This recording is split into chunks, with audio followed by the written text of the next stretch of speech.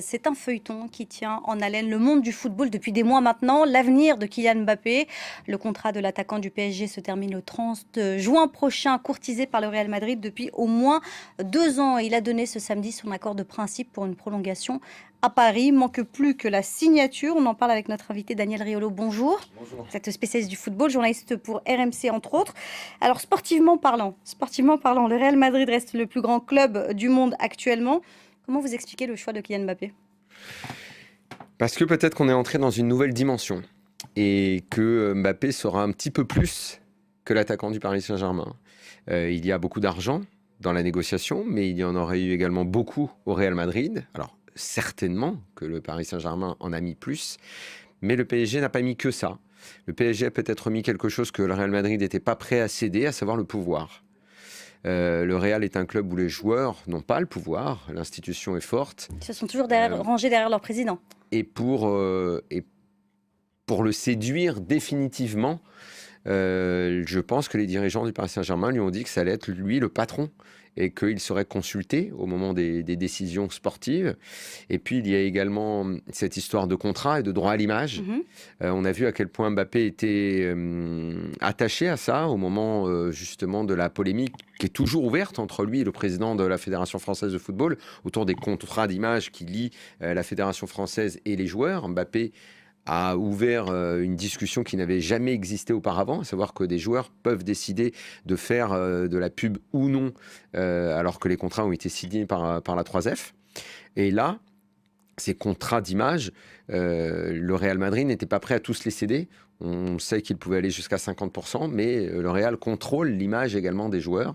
Et je pense que là, au Paris Saint-Germain, Mbappé va pouvoir contrôler tous ses propres contrats d'image. Et pourtant, il y a quelques jours, la mère de Kylian Mbappé, très investie dans les négociations, disait que l'offre du Real Madrid et du PSG était quasi similaire, mais qu'au Real Madrid, il aurait plus de liberté pour ses droits d'image. Qu'est-ce que ça veut dire? Ça veut dire que le PSG était à l'affût de toutes les offres du Real Madrid et qu'ils étaient prêts à tout mettre sur la table?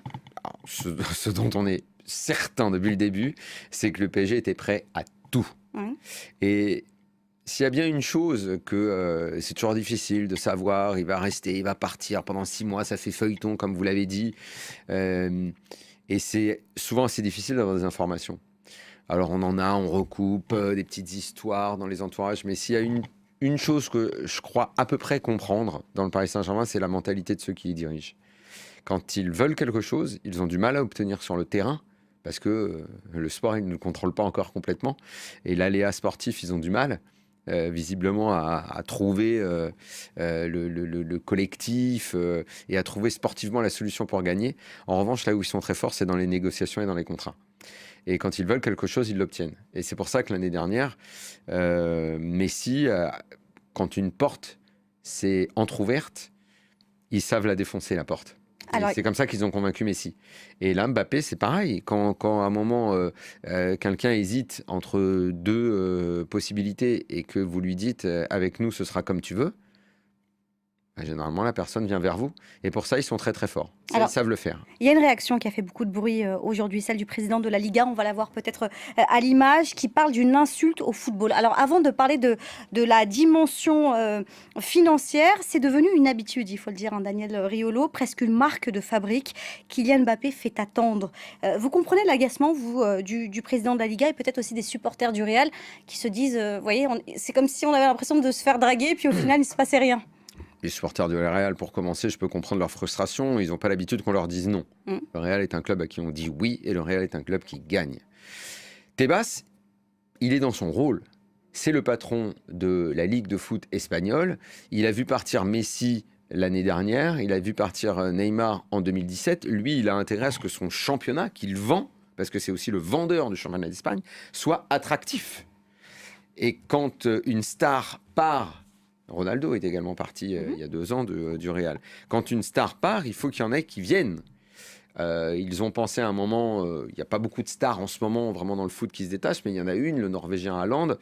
Le Real pensait l'avoir, le Barça pensait l'avoir, et finalement il va à Manchester City. Et là, probablement, même plus que probablement, le Real et Tebas attendaient Mbappé au Real pour vendre la Liga, pour donner du relief et pour mettre un coup de projecteur sur ce championnat. Eh bien, il ne vient pas. Donc lui, il est dans son rôle de s'élever contre ça. d'hurler contre ça et de dire, effectivement, c'est pas normal parce que le Paris Saint-Germain a des moyens que les autres clubs n'ont pas. Et si on doit être totalement objectif, si on passe sur la colère et sur sa frustration et certains de ses arguments qui sont fallacieux, sur celui en revanche qui est de dire que le Paris Saint-Germain explose toutes les règles d'un fair play financier qui n'existe plus et que effectivement le PSG ne répond de rien au niveau de ses finances, là-dessus il a raison. Il y a une sorte de distorsion de concurrence dont a profité en son temps le Real dans les années 2000, quand ils avaient créé le Real des Galactiques. Ils pouvaient attirer qui ils voulaient parce qu'il y avait des lois en Espagne qui favorisaient l'arrivée des étrangers, des lois fiscales. Il est arrivé que des gouvernements dans le football prennent des mesures pour favoriser l'expansion du football, parce que c'est également important pour l'économie d'un pays. Le foot, c'est pas qu'une affaire de 11 gars, 22 gars qui courent sur un terrain.